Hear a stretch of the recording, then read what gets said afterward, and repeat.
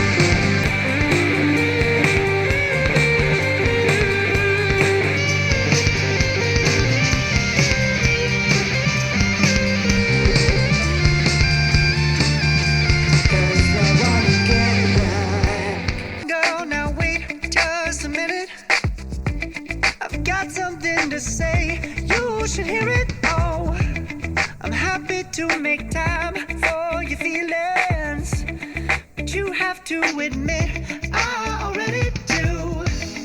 Let's just break it down to you and me uptown, dancing all around till the disco ball pops.